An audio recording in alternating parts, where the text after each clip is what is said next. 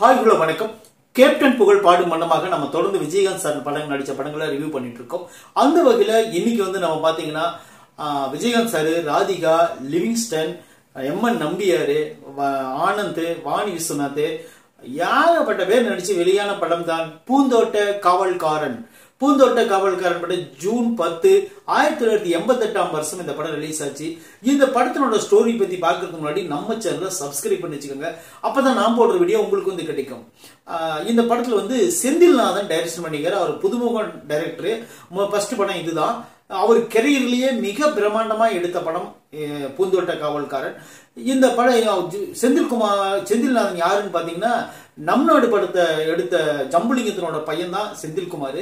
இவர் S Chandrasekhar and Alagappan கிட்ட உதவி டைரக்டரா இருந்து அதுக்கப்புறமா ஓரளவுக்கு டைரக்டர்ல கை தேர்ந்து இந்த படத்தை எடுத்திருக்காரு. இந்த படத்தினோட கதை யாருன்னு பாத்தீங்கன்னா இப்ராஹிம் ராவுத்தர். அவர் தான் விஜயகாந்தனுடைய க்ளோஸ் ஃப்ரெண்டா இருந்தாரு, நம்ம தலைவருடைய க்ளோஸ் ஃப்ரெண்ட்.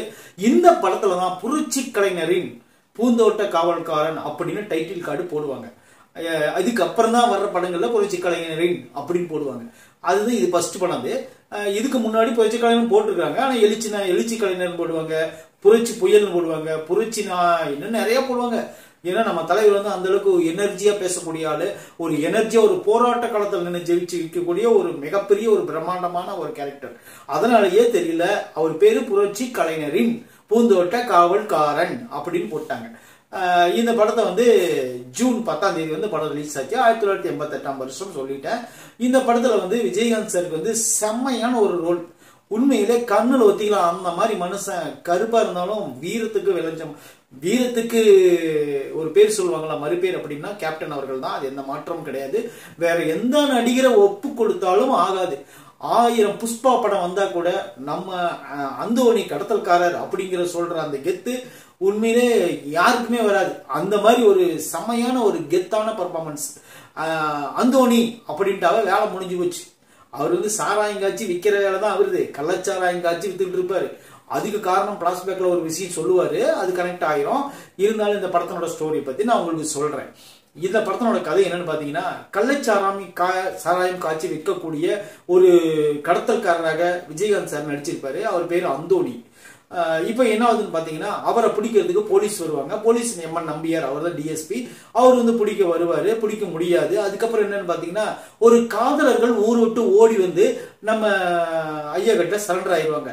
கேப்டன் கிட்ட சரண்டர் ஆயிடுவாங்க. யாருன்னு பாத்தீங்கன்னா ஆனந்த் அண்ட் வாணி விஸ்வநாதன். இவங்க 2 பேர் தான் தஞ்சம் அடைஞ்சிருவாங்க. தஞ்சம் அடைஞ்சோன்னா ஏன் முடியாதீங்கன்னு கேட்கும் போது அவங்க ஒரு பிளாஷ்பேக் சொல்லுவாங்க. அது என்னன்னு பாத்தீங்கன்னா லிவிங்ஸ்டன். மெயினா நான் சொல்ல வந்த விஷயம், லிவிங்ஸ்டன் இந்த படத்துல தான் அறிமுகமாயிருப்பாரு.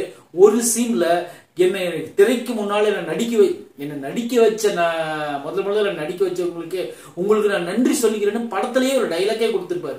உண்மையிலே அது வேற லெவலு. அதெல்லாம் நீங்க பாத்தீங்கன்னா என்ன பார்த்திருப்பீங்க. இருந்தாலும் நான் பார்த்ததுக்கு எனக்கு அது பிரம்மாண்டமா தெரிஞ்ச மாதிரி இருந்துச்சு. ஏன்னா நான் பூந்தோட்ட காவல்காரன் ஒரு 10-15 வருஷத்துக்கு முன்னாடி பார்த்த படம். இப்போ மறுபடியும் பார்த்தனால எனக்கு அந்த டாக்டருக்குன்னு வச்சுக்கோங்களேன். அப்புறம் என்னதுன்னு பாத்தீங்கன்னா, இந்த படத்துல அவங்க முன்னாடி ஒடியாந்துருவாங்க. வந்தோடனே அவங்க அண்ணன் பயங்கரமான கொடுமைக்காரர். அவர் தான் லிவிங்ஸ்டன். அவர் பேர் இந்த படத்துல ராஜ்குமார். அவர் என்ன பண்ணுவாருன்னு பாத்தீங்கன்னா, கட்டுக்கோப்பா இருப்பாரு. மந்திரிகள், எம்எல்ஏ அவங்க எல்லாம் கைக்குள்ள போட்டுக்கிட்டு அவரும் ஒரு பெரிய கடத்தல்காரர் தான். சந்தன மரம் அது இதுன்னு கடத்திட்டு இருப்பாரு. ஆனா அரசியல் கட்சி செல்வா கூட இருப்பாரு. இப்ப என்ன ஆகுதுன்னு பாத்தீங்கன்னா, இவங்களுடைய தப்பிச்சு இந்த மாதிரி எங்க அண்ணன் தப்பிச்சு வெளியே வந்துட்டோம்னு சொல்லுவாங்க.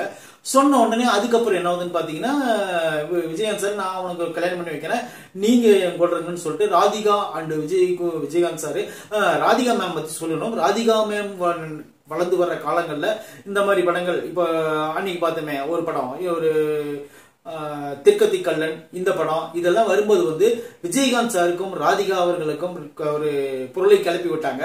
அது எந்த அளவுக்கு உண்மை அதெல்லாம் நம்ம ஆராய தேவையில்லை. அது உண்மையா இருந்தாலும் நம்மளுக்கு தெரிய தேவையில்லை அதெல்லாம். ஏன்னா இருந்தாலும் அந்த காலகட்டங்கள்ல அந்த மாதிரி ஒரு ரூமர் கிளப்பி விட்டாங்க.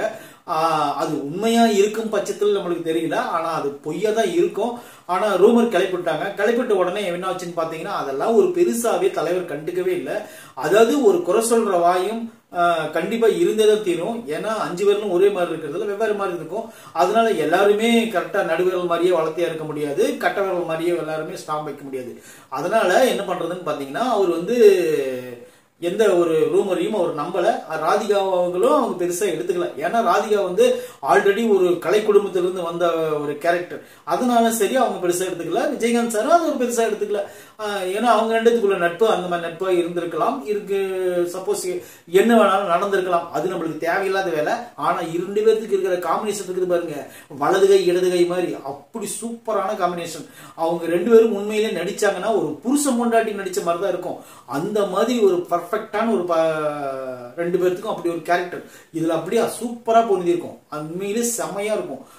இப்ப என்னாவதுன்னு பாத்தீங்கன்னா, அவங்க இந்த மாதிரி எங்க அண்ணன் ரொம்ப மோசமா அடிச்சு முடிக்கி கல்யாணம் பண்ணி வைக்க மாட்டேங்கிறாரு. இவன் ஏழை குடும்பத்தை சேர்ந்த பையன், இவன் அனாத பையன், ஒரே ஒரு பாட்டி மட்டும் தான், அந்த பாட்டியும் இறந்துட்டாங்க. அதனால இவனை நான் கல்யாணம் பண்ணிட்டு ஓடிட்டேன், எங்களுக்கு கல்யாணம் பண்ணி வைங்க அப்படின்னு சொல்லி கேட்கறாங்க. இப்ப விஜயகாந்த் சார் என்ன பண்ணுவாருன்னு பாத்தீங்கன்னா, அவரோட பிளாஷ்பேக் சொல்லுவாரு. அவரோட பிளாஷ்பேக் என்னன்னு பாத்தீங்கன்னா, அவருக்கு வந்து ஒரு இடத்துல வேலை செய்வாரு, அனாதையா இருந்து அப்போ வந்து மலேசிய வாசுதேவன் வந்து ஒரு கேமியோ ரோல் பண்ணிருப்பாரு. அவங்க தான் மாமனாரு. இப்ப அவங்களோட பொண்ணு தான் ராதிகா. அப்புறம் அந்த பிளாஷ்பேக் எல்லாம் சொல்லி முடிச்சதுக்கு அப்புறம் இவங்க 2 பேர்த்தையும் அந்த லிவிங்ஸ்டன்ங்கிற ஒரு பெரிய ஒரு கடத்தல்காரங்கிட்ட இருந்து நம்ம அந்தோனி அவர்கள் வந்து எப்படி அந்த ஆனந்துக்கும் வாணி விஸ்வநாத்துக்கும் மேரேஜ் பண்ணி வைக்கிறாரு அப்படிங்கிறது தான் இந்த படத்தினோட மொத்த ஸ்டோரி. இந்த படத்துல வந்து பாண்டியன் கேமியோ ரோல் பண்ணிருப்பாரு, செந்தில் கேமியோ ரோல் பண்ணிருப்பாரு. இந்த படத்துல ஒரு ஏகப்பட்ட பேர் நடிச்சிருப்பாங்க. எல்லாத்துக்கும் அவங்களுக்கு என்னென்ன தேவையோ எல்லாம் கொடுத்திருப்பாங்க. முத்துபாட்சா அப்படிங்கிற கேரக்டர்ல பாண்டியன் நடிச்சிருப்பாரு, பேரை டிஃபரெண்டா வச்சிருப்பாங்க. உண்மையிலேயே அவர் இறந்ததுக்கு அழுவுற சீன்லாம் வேற லெவல் இருக்கும். இந்த படத்தினோட கிளைமேக்ஸ் தான் எனக்கு ரொம்ப ரொம்ப பிடிச்சது. உண்மையிலே இந்த மாதிரி கிளைமேக்ஸ் வந்து இப்பெல்லாம் யாருமே இந்த மாதிரி வைக்கிறதே கிடையாது. ஆனா ஒரு கிளைமேக்ஸை பார்த்து ஒரு மனுஷன் கண் கலங்காம வெளியே வர முடியாது அப்படின்னா கண்டிப்பா இந்த பூந்தோட்ட காவல்காரன் படத்தை அப்ப விஜயகாந்த் சாரோட ரசிகர்களா இருந்தவங்க எத்தனை வாட்டி இந்த படத்தை பார்த்திருப்பாங்கன்னு எனக்கே நமக்கு தெரியல. இந்த படம் வந்து செந்தில்நாதனுடைய டைரக்ஷன்ல பிளாக் பஸ்டர் படம். அவர் வந்து இயக்கின படங்கள்லயே இந்த படம் தான் டாப் மோஸ்ட் ஆக்ஷன் படம். 1980களில் வந்த ஒரு 10 படங்களை டாப் மோஸ்ட் படங்கள் எடுத்துக்கிட்டீங்கன்னா பூந்தோட்ட காவல்காரன் மெயினா ஒரு படத்தை பிடிக்கும். 10ல ஒரு இடம் கண்டிப்பா பூந்தோட்ட காவல்காரனுக்கு இருக்கும். அதுக்கு காரணம் வந்து இந்த படத்தினுடைய பாடல்கள் காவல்காரா அப்படி அந்த பாட்டாகட்டும், அப்புறம் பாராத அவனு ஒரு பாட்டு இருக்கும், அந்த பாட்டு.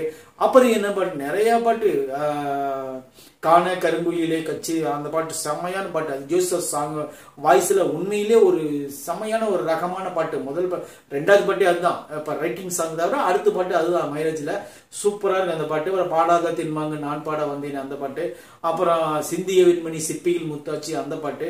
அப்புறம் இன்னும் நிறைய பாடல் இந்த படத்துல இருக்கிற எல்லா பாடலும் கிட்டதான் 6 பாட்டு சும்மா தேன் சொட்டும் பாட்டா இருக்கும். இளையராஜா மியூசிக்ல கங்கை அமரனோட பாடல் வரிகள்ல இந்த படம் வந்து ஆர் சுந்தரராஜன் கூட இந்த படத்தை ஒரு பகுதி கொடுத்து தயாரிச்சிருக்காரு அப்படின்னு சொல்லிட்டு டிசிவா ஆர் சுந்தரராஜன் சொல்லிட்டு நிறைய பேர் ஒரு 4 பேர் சேர்ந்து இந்த படத்தை தயாரிச்சிருப்பாங்க. இப்ராஹிம் ராவுத்தர் தான் இந்த படத்தினோட கதை எழுதியிருப்பாரு. அந்த அளவுக்கு பர்ஃபெக்டா சூப்பரா ஒரு செம்ம டிராமா அது.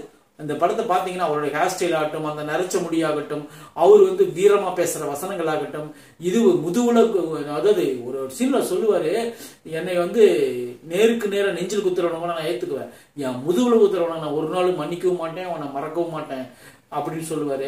அதெல்லாம் உண்மையில வேற லெவல். இந்த படத்துல நடிச்சுக்கிற எல்லா கேரக்டரும் சும்மா செம்மையா நடிச்சிருப்பாங்க. இன்னைக்கும் பூந்தோட்ட காவல்காரன் படத்தை போட்டா விடிய கண்ணு முழிச்சு பார்த்துட்டு இருக்கிற ஆட்கள்ல நிறைய பேர் இருப்பாங்க. அதுல வந்து நம்ம கேப்டன் ரசிகர்களும் முக்கியமா இடம்பெறுவாங்க. அப்போ காலகட்டங்கள்ல வந்து ஊருக்குள்ள டிவி இருக்காது, வீட்டுல டிவி இருக்காது. ஊருக்குள்ள ஏதாவது ஒரு ஃபங்க்ஷன்னா திரைக்கட்டி படம் போடுவாங்க, அல்லது டிவியில எடுத்து வந்து விடிய படம் ஓட்டுவாங்க. அந்த காலகட்டம் 90s காலகட்டம். அந்த காலகட்டங்கள்ல பாத்தீங்கன்னா அதிகமா பேசக்கூடிய படங்கள் சில படங்கள் தான். அதுல பூந்தோட்ட காவல்காரனும் ஒரு படம் அப்படிங்கிறது எந்த மாற்றமும் கிடையாது. விஜயகாந்த் சார் படங்கள்னாவே ஆக்ஷன் படம் அப்படின்னாவே அந்தோனி அப்படிங்கிற கேரக்டரும் அந்த பூந்தோட்ட காவல்காரன் அப்படிங்கிற டைட்டிலே வேற லெவல் கொடுத்திருப்பாங்க. அதுதான் இந்த படத்தினுடைய மிகப்பெரிய பலமே. இந்த படத்துல இருக்கிற எல்லாருமே பர்ஃபெக்டா நடிச்சதுனாலதான் இந்த படம் இந்த அளவுக்கு கிட்டாச்சு. ஃபைட் சீன் ஆகட்டும், தெறிக்க விட்டுருப்பாரு மனுஷன். ஒரு சீன்ல கூட மனுஷன் டூப் போடாம நடிச்சிருப்பாரு, வேற லெவல். அது குறிப்பா அந்த கல்யாண மாநிலத்துல அந்த வாணி விஸ்வநாதா உட்கார வச்சுட்டு, உங்களால முடிஞ்சா இந்த பொண்ணை வந்து தொட்டுட்டீங்கன்னா இந்த பொண்ணு நான் இங்கே விட்டுட்டு போயிடறேன்டா அப்படின்னு சொல்லிட்டு அவங்க அண்ணன் கிட்ட சவால் விடும்போது அந்த ஃபைட் இருக்க வேற லெவல். இந்த படத்தை பத்தி சொல்றதுக்கு சொல்லிட்டே போலாம். ஆனா வீடியோ ரொம்ப 10 நிமிஷத்துக்கு மேல போயிட்டதுனால இந்த வீடியோவை இதோட நான் முடிச்சுக்கிறேன். விஜயகாந்த் சார் படங்கள்ல வந்து வேற லெவல் தாக்கத்தை ஏற்படுத்தின படம் பூந்தோட்ட காவல்காரன். அடுத்ததான் 81வது அவர் நடிச்சு வெளியான படம் தான் தம்பி தங்க கம்பி. இந்த படத்தை பத்தி நாளைக்கு பேசலாம். தேங்க்யூ.